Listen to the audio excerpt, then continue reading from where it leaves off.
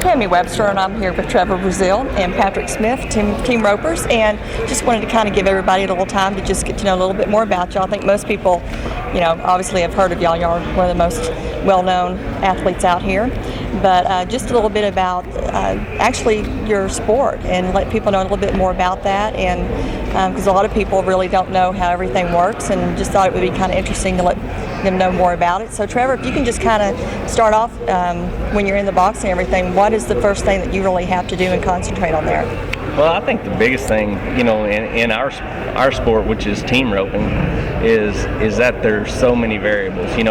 I've been a tie-down roper out here numerous times, steer roper, but it's just different when you have two guys, two horses, and a steer. You've just got way more variables and potential for things to go wrong, and that's why it's so important that we stay on the same page and we're practicing and just getting our run together and timing and knowing what each other is going to do. But when I'm back in there, I first have to think about the barrier, just like all the other time events. We have to see a certain head start before we can go, and the object is to be as close as we can to it without breaking it, because if you break it, it's no money, and if you're late, it's no money. It's just a game of timing, and there's a lot of gambling going on when it comes to that part of it. And then nextly, I just have to rope the horns and then take a dolly around the saddle horn and pull the steer, hopefully not too wild, to make his job as easy as possible.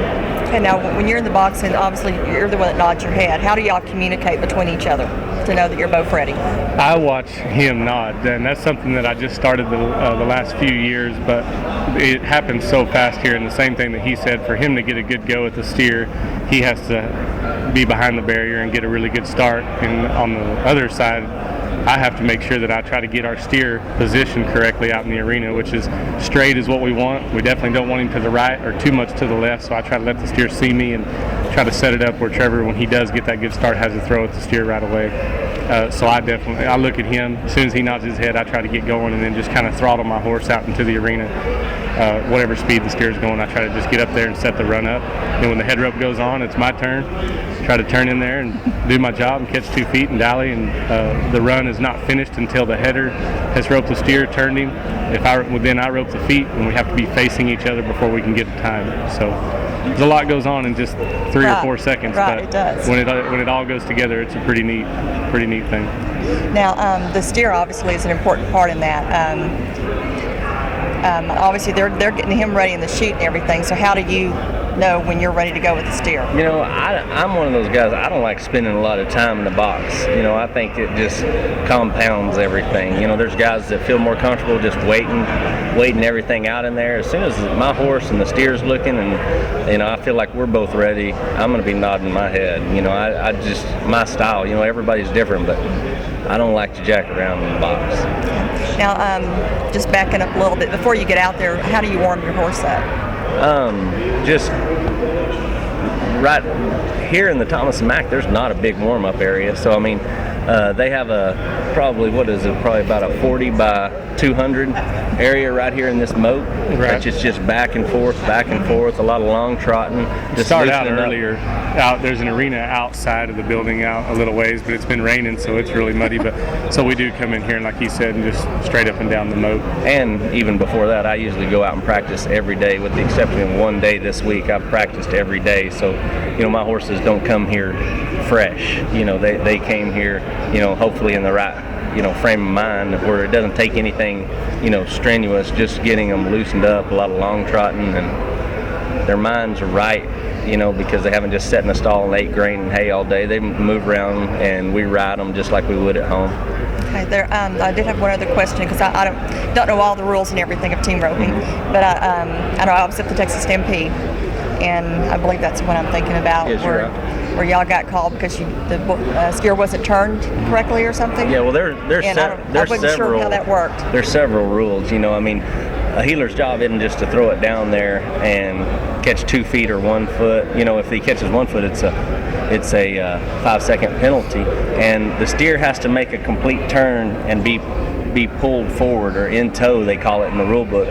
And if a heeler throws before that, and it's happened a few times out here so far, they get flagged out, what they call a crossfire. You'll see the flagger give a signal like that, and that means the heeler threw before the steer was in tow. And it's such a judgment call, and you don't get us wrong, there's no way that either one of us would want to wear the stripes and make that kind of call, because it's as close as a broken barrier or not a broken barrier. It's just a fraction of a second, and they got to make a lot of tough calls, and I wouldn't want their job. Right. It's definitely quick, and that's one of the things that I'm just amazed at as far as the heeling part. I guess with me, I don't see how you rope both legs like that, and how you time that. I think that's just amazing. So lots of practice. That's it. Are you looking for a certain time? Yeah, there is a timing, and the easiest way to explain it is it's just like jump rope. You've got to figure out that timing of when, no different than you jumping rope in a gym. When their feet are off the ground, the rope has to be on the ground so that they can get into the loop, and it just takes a lot of hours and a lot of practice to learn that timing, and especially when you're trying to set it up for runs as fast as this. But, and that's what we do for a living. It's something that just kind of comes second nature to us out here. There's a whole lot of other things we're thinking about, not just that, but we have to set it all up in a matter of just 4 seconds or faster. Okay, well, great. Well, I appreciate that, because I know, again, just trying to find out more about it and get the details. That's always interesting now. So did you jump rope when you were a kid? I did jump rope some, yes. Were you pretty good? Really not very good, no. But I've been working on it. You've been working on it? That's right. Yeah. As long as he can time the steers, I'm not worried about his jump rope. That's right. Well, if he ever has trouble, you can get the rope out for him and let him practice a little bit. There's more money in him heeling for the team than there is him jump roping. That's right. Right. So I know you've got a camera following you all around the whole week when you're out here. Does that, is that any interfering, or does that make it harder for y'all to concentrate on what y'all are doing, or? I don't think so. He's had a camera following him for a long time, but this new show that he's got going, Relentless, it's on GAC on Wednesday nights, it's been really good, and the guys respect our space. They kind of know when it's time for us to really get down to business and let that separation happen. There's a lot of other downtime they spend with us, so I think it's cool to get to see some behind the scenes footage for the fans and people out there that do want to know kind of what goes on back here. So when the camera guy trips over the chair or that's something, right, and there's some fun. entertainment in it for sure. And everybody traditionally has just seen, and from when we walk into the box to where we leave the arena, and I just think it's pretty refreshing for America to get another look at just behind the scenes, to find out what we're like as people, and just a whole nother dimension to the sport.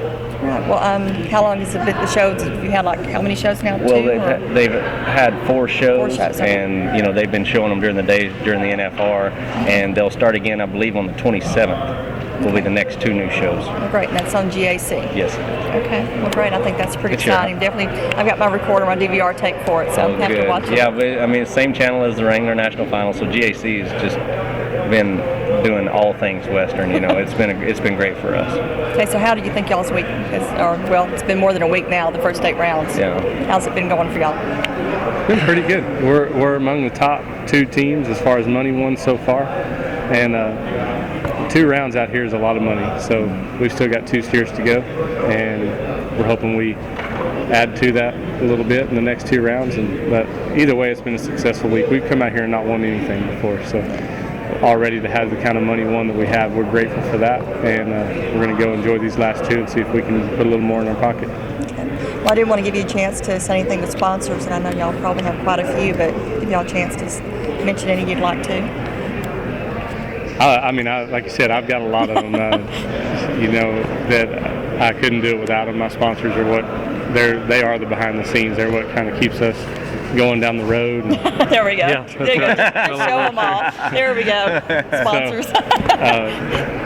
And thanks to our family and friends and everybody that comes out here and supports us this week. This is a long week. It's 10 days in Vegas, but it's 365 days in a year that we use up to get here, and it takes a lot of behind the scenes help and effort and sacrifice by families and friends. So I want to thank everybody. Sure. Well, have y'all had any time to have any fun other than just the camera and roping? And it's pretty busy. Our fun time's coming after tomorrow night. After tomorrow night. We get to go home. It's Christmas time. We both He's got 2 kids, and I've got 2 kids, and another one on the way. So thank you. We're looking forward to the Christmas time at home with the family. I bet. All right. Well, anybody want to give a special shout out to?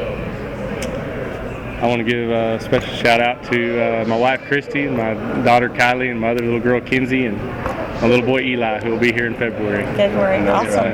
And Valentine baby. my wife Shada, and my little girl Style, and my little boy Treston. Well, great. Well, thank you very much. And we have Trevor Brazile and Patrick Smith, and we're looking forward to 2 more rounds.